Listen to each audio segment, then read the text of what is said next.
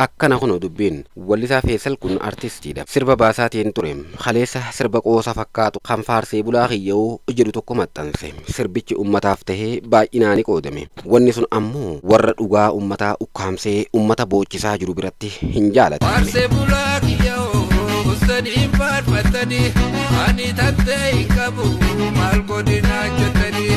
Maaliif sirba kana baasa? Sababa jedhuun bakka inni jirutti meeshaa waraanaa qabatanii hidhuudhaaf yookaan biyyatti dabaluudhaaf barbaacha itti dhufan. Feesalilleen jarri isa barbaada akka dhufan agarraan jalaa himiliqee amma rakkoo keessa akka jiru dubbata. Ummata kanaaf kan inni waggaa 16 guutuu hidhame ammas hidhaadhaaf wanni na barbaadamuuf tokkollee hin jiru. Yaada kiyyaan bilisaan ibsadhe ani mootummaas kan hin faarsee yookaan mootummaa kan hin arrabsee sin qabu artistiidha. Yaada kiyyaan ibsadhe sirbaan sirbeef immoo wanni itti barbaadamuuf illee tokkollee hin jiru.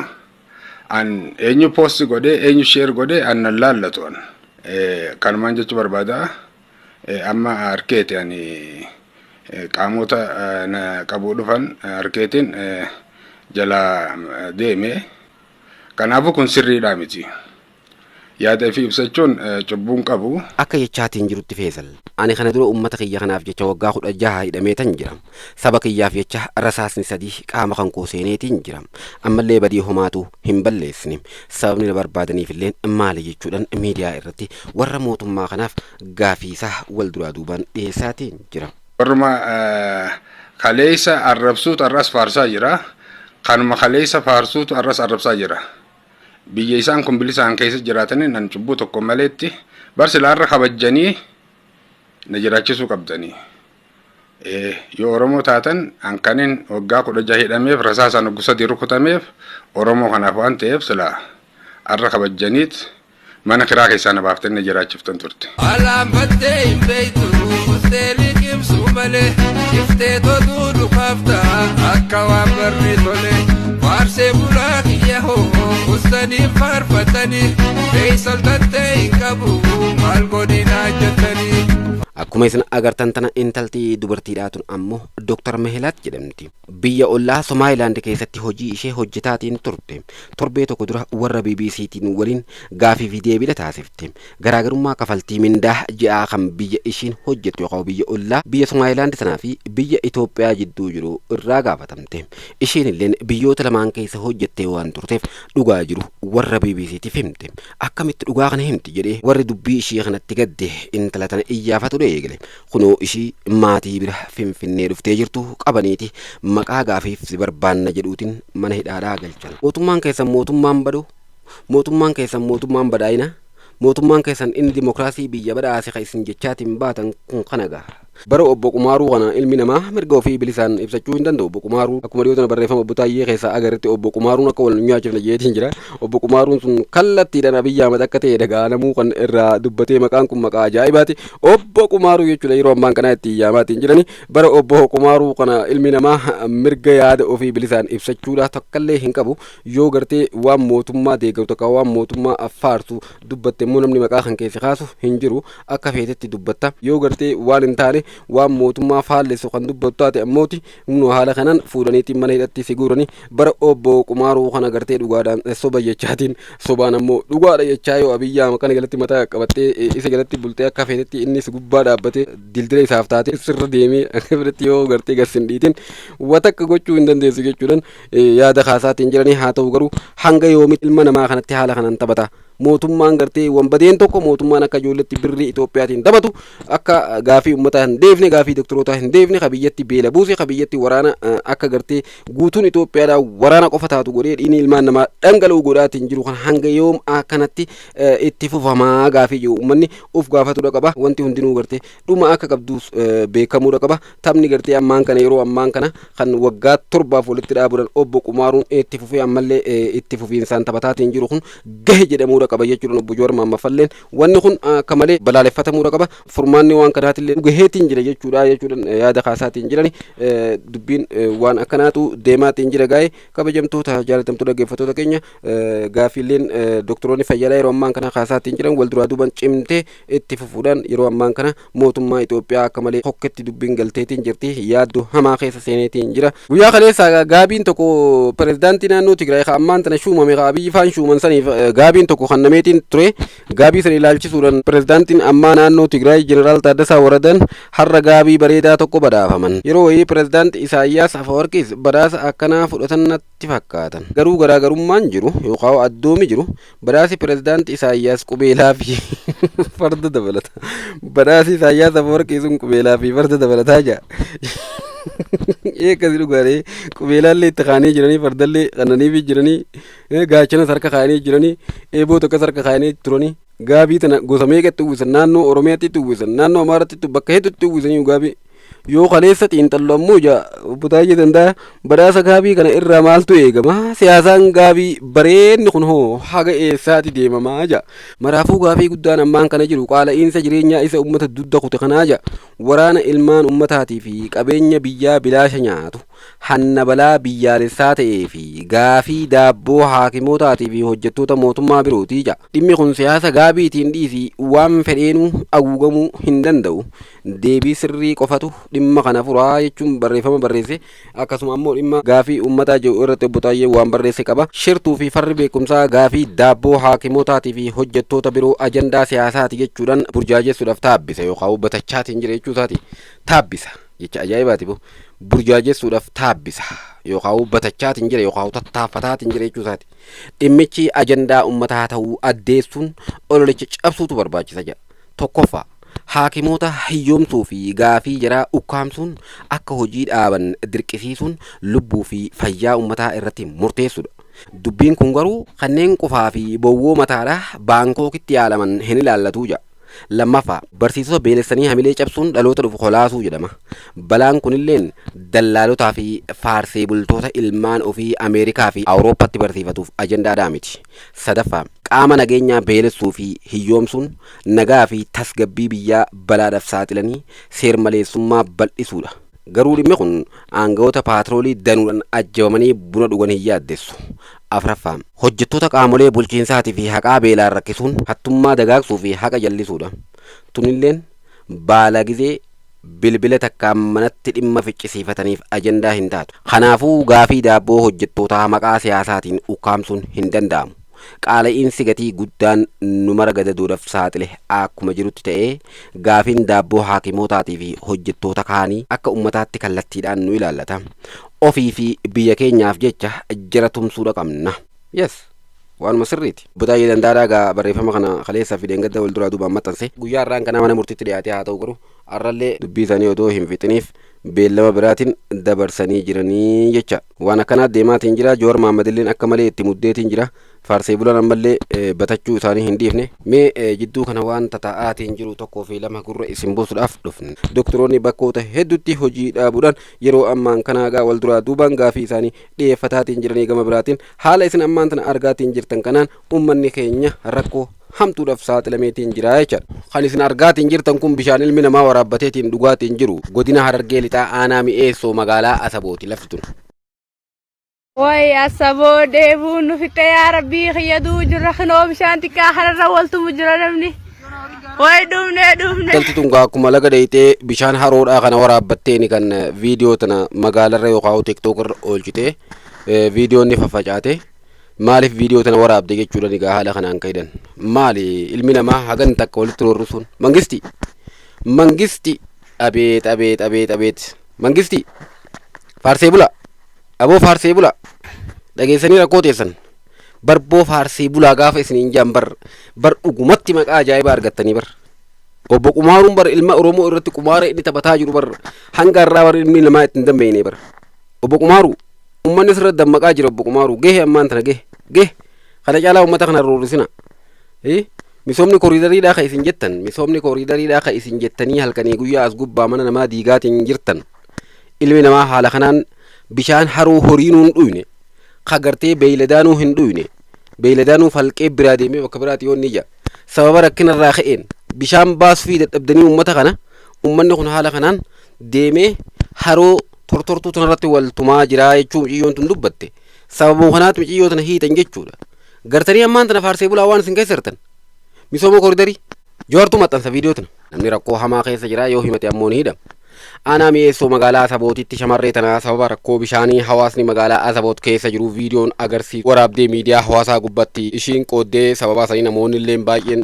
viidiyoo tana ishii jalaa qoqqoodaniif jecha maaliif viidiyoo san waraabde jechuudhaan agartee kan mana hidhaa ishii buusan jechuudhaan obbo Jawaar maxxanseetiin jira kanaatu isin aarsa kanaa isin gubaa jira rakkina isin uummata rakkisaa jirtan takka takkaan jala deemee ergadhaa jeerii rakkoo maxxansaatiin jira jechuudha rakkoo gartee doktoroota deebisuu dadhabbiidhaaf warra duraan hospitaala kanatti ramadamee akka doktora tokkotti nama yaaluudhaaf bakka sanitti galmaayaa ture warra kufe mindaa isiniif kafalla qarshii hagan takka ammaan tana koottaa jechaa isin feenaa jechaanii jiran jechuu maaliif doktoroonni hojii dhaabanii jiran jechuu doktoroonni achitti argame yeroo tanatti galmaa'oo doktoroota akkami digrii sanni bitatan moo baratanii argatan mindaa kan isinii kafallaatee koottaa warri gaafa kan fatanaa kuftan sun ammaan tana hirmaadhaa jettanii beeysa baasaatiin jirtan tole abboo warri ammaan tana akkasii isinii dhufu sunoo warra digrii bitate moo warra barate gaafidha misoomni koridarii illee taatu haala kanaan uummata rakkisaatiin jira achi laala gaa misooma koridarii isaan jedhanii halkanii guyyaa bilicilii jedhan isin sossoban laali waan uummanni keessa jiru achi laali misooma koridarii oromiyaa pa ay misooma koridarii oromiyaa waa inni fakkaatu agartee misoomni koridarii keessan uummanni keenya haala kana keessa jira jechuudha karaan daandiin haala kana keessa jira bishaan qulqulluu dhabuudhaaf deemanii haroo irratti wal lolaa jiran igaabo daandiin baallamni waggaa 10 meeqa dura ummataaf seenamee baajanni itti baafamee haadireen teessan nyaattee hanga irraan tanaa agartee wanni kun galma hin geenye jecha misoomni koridariidhaa keessin karaa afaan magaalaa Finfinneetiin bilicilii aftanii ummataan sossobdan sun kanaaree keessin magaalaa guddatte keessaa beekaa miskiina mana irraa diigaa warra gartee maallaqa isinii kafale immoo dhiisa yoo isinii kafaluu baatan immoo manni isaanii humnaan warra gartee maallaqa hin qabne jalaa diidan kun kanaaree kana misooma koridarii abbeet achi laali gaa dalagaa faarsee bulaa barboo gurbaa wama sirrii siin jedhaa faarsee bulaan haala kanaan qindoottee waajjira dheeyitee guyyaa guutuu tatteessee komantii isin katabaa ooltulaa suuraan teessan kaafamte yoo bira dhuftee jirti inumaa isin sattaree xiqqoo fuularra waa diddibee faarsee bulaa faarsee bulaa wallaahi suuraan teessan takka iccitiin teessan barana hafuudhaan teessu godhe jalatti barana iccitiin teessan takka takkaan ol yaa'uudhaa teessilaa faarsee bulaadha kutaa magaalaa boolee aanaa goorootti jaa sosochiin duula raayyaa miidiyaa dubartoota kutaa magaalaa boolee aanaa goorootti sosochii duula raayyaa miidiyaa dubartoota jaa barreeffamni jalaa taappellaa gubbaa jiru shamarran akkatti dhadhaabbatanii waajjiratti walgahii innaa suuraa tana jalatti deebanii komanti godhan egaa warri waa arrabsu warra kana laa warri akkatti deebee waa arrabsu warra kanaa kana godina hunda keessatti aanaa hunda keessatti bifa kanaan faarsee bulaa qindeessaniiti jarri kun tattaa'eetuma bilbilumaan waa arrabsaa abbichuu faarsaa damuuta taa'ee nyaataa jira jechuu hiigaabo faarsee bulaa suuraan teessan jawwee bira dheeyitee jirti xiqqoo isin sattaree fuularra isin waa diddibee la achi laal dalagaa teessan faarsee bulaa way faarsee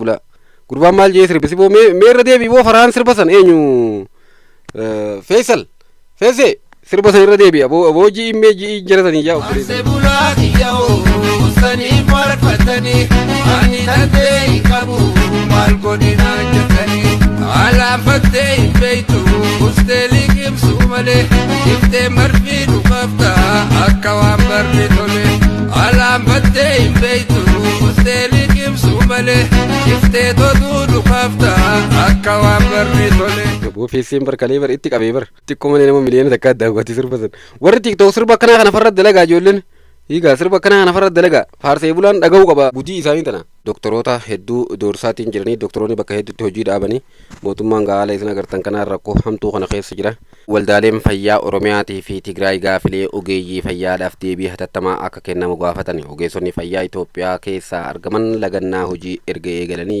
yeroo torbee gahe kanatti waldaaleen fayyaa naannolee tigraayitii fi oromiyaa gaafii ogeessota fayyaa keessa jiraniif hatattamaan deebii akka kennamu gaafatanii waldaaleen haakimoota tigraay xalayaa caamsa 18 bara 2025 ministeera fayyaaf barreesse barreessaniin rakkoolee ogeeyyiin fayyaa dandamachaa turan humna ol ta'eef sadarkaa biyyatti gaafiin ka'uu ibseeti jira. Dhimmichaaf furmaata barbaaduudhaaf waldaalee ogummaatii fi ogeessota fayyaa hunda waliin mariin akka taasifamu gaafateetiin jira. Haaluma wal fakkaatuun waldaan haakimoota Oromiyaa ibsa caamsa 19 baaseen gaafilee yeroo ammaan kana ogeeyyii fayyaatiin ka'atiin jiran kan deeggaru ta'uu ibsuun ogeeyyiin fayyaa sochii kanaan wal qabatee hidhaman akka gadhiifaman gaafateetiin jira. Haalli kunillee hammaatee miidhaa osoo hin geessin dura mariin akka gaggeeffamullee gaafateetiin jira. Waldaaleen fayyaa yookaan doktoroonni gaafii isaanii cimsanii itti fufaniitiin jiran kabajamtoota jaalatamtoota dhaggeeffattoota keenya ogeeyyiin fayyaa gaafilee ijoo 12 tarreessuun ji'a tokkoof erga mootummaa gaafataa turaniin booda caamsaa 13 irraa kaasee lagannaa hojii gariin jalqabuun kan yaadatamudha. Tajaajila hatattamaa da'umsaa fi kutaa wal'aansaa xiyyeeffannoo addaa yookaan ICU irraa kan hafe wal'aansaa akka addaan kutan himanii kan turan yommuu ta'u sana hordofeetillee hospitaala kutaalee biyyattii garagaraatti danqaan uumame akka ture BBC'n gabaaseetiin ture. Torbaan lagannaan gamtokkeen labsametti caamsaa 19 ammoo mootummaan gaafilee isaanii deebisurraa ogeeyyii doorsisuu fi hidhuu filate jechuudhaan lagannaa hojii guutuu labsaniitiin jiranii. Sochii kana hordofuudhaan ogeeyyii fayyaa 80 ol hidhamuu fi warra hidhame 80 san keessaa ammoo namni 19 hiikamuu qindeessitoonni sochii fayyaa kun warra BBC'tiif himaniitiin jiranii jechuudha. Hanga gaafileen keenya 12 deebi'anii fi ogeeyyiin fayyaa hidhamanillee haal duree tokko malee hiikamanitti hojiitti akka hin deebine dubbatu qindeessitoonni sochiidha. Lagannaa hojii ogeeyyii fayyaa Itoophiyaa taasisaa jiraniin namoonni yaala barbaacha dhufan Finfinnee hospitaala Aakaa Xuqur Ambassaa Paawuloos Yakkaatit 12 Phexrosii fi Minilik Oromiyaa keessaa ammoo hospitaala kolleejii meedikaala Adaamaadhaa, hospitaala barnoota Salaalee Madda Walaabuu, hospitaala Rifiraala Goobbaa, hospitaala Rifiraala Asallaatii fi Tigraayitti hospitaala Rifiraala Aayidaritti danqamuu BBC'n odeeffateetiin jira. Pireezidaantii waldaa haakimoota dabalatee ogeeyyii 80 takka ol hidhamuu kan BBC'tti hime boordiin sochii ogeeyyii fayyaa Itoophiyaadha. Maan kana ogeeyyiin fayyaa 19 ammoo hiikamuu ibseetiin jira. Haa ta'u malee doorsifnii fi hidhaan ammas itti fufuu kaasan. Akka boordichi kun himutti haakimoonni intarneetii fi reezidaantii waliigalaan 1000 takka caalan barnootaa fi hojii dhaabaniitiin jiru.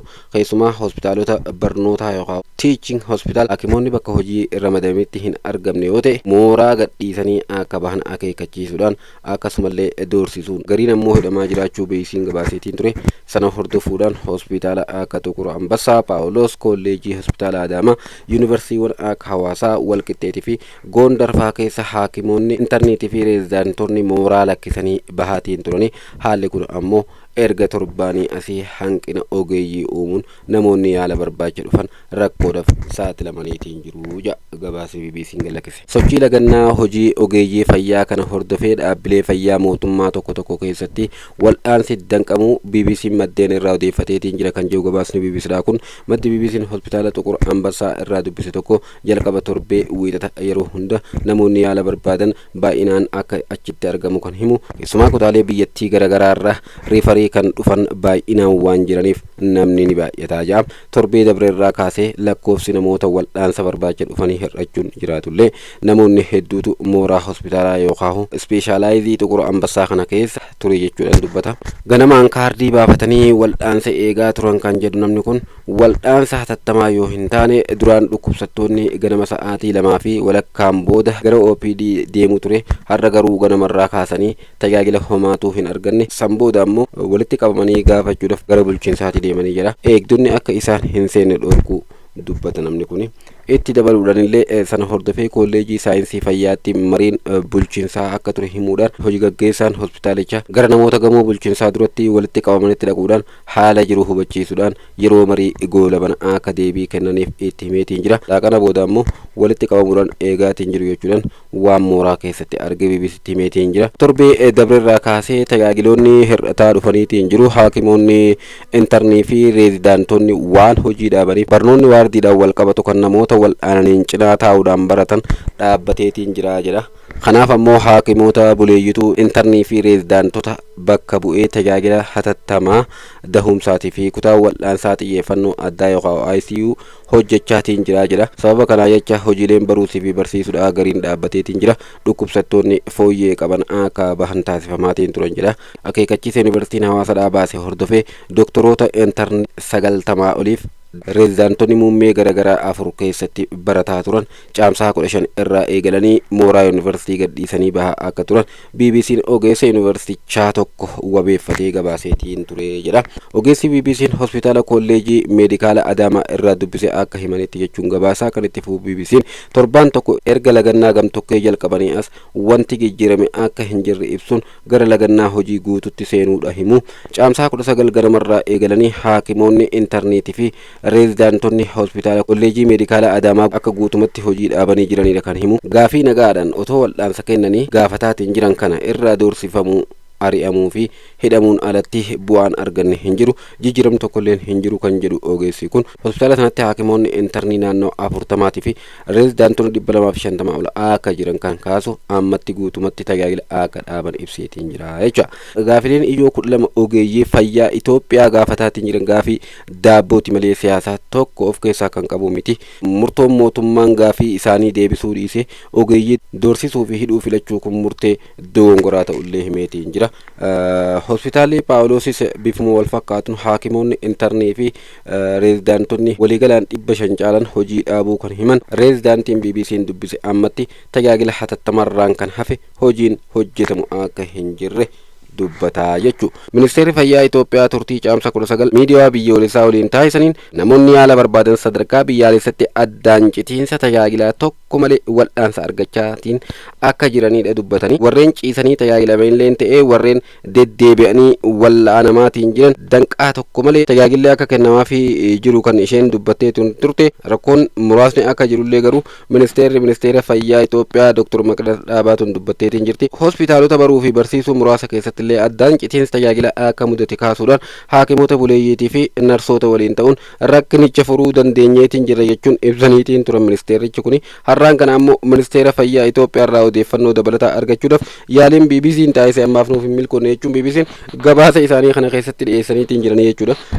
Walumaa galatti ogeeyyiin fayyaa guutumaan guututti gaafiin keenya deebi'uu qaba. Mootummaan hanjamaa itti jiru tana dhiisee gaafiiwwan nuti gaafataatiin jirru saffisaan nuuf deebisuudha qaba jechuudhaan gaafii isaanii wal duraa duubaan cimsanii itti fufaniitiin jiranii haaluma kanaan mootummalleen warri ogeeyyii fayyaa kana dura gartee hoftan hoottaa jechuudhaan ibsa bakka akka magaalaa Shaggarii fi magaalaa Finfinnee fa'aa keessatti ibsoonni babahuudhaan hoottaa warri tana dura gartee nu bira qacaramuudhaaf yaaltanii fatanaa hoftanii turtan ammaan tana isin barbaadna hatattamaan koottaa jechuudhaan qarshii hangana isiniif kafallaa jaaniitiin waamaatiin jiran bakka garitti ammoo yoo gartee waan san gartee ka fudhatu dantaate humnaan itti deemama waan jedhamuun doorsifni akka gannamaatiin jiru yookaan doorsifni akka godhamaatiin jiru hubatameetiin jira. Haaluma kanaan yeroo ammaan kana rakkoon fayyaa rakkoon dhimma gartee doktoroota biyyattiitii wajjin wal qabatu kun bifa ajaa'iba ta'een bifa takkaa hin yaadaminiin mootummaa hudhee qabeetiin jira. Mootummaa waan godhuu fi waan dhiisu wallaaleeti gabaasa Jowaar Mahaammad dhiyeessaa jiran kanarratti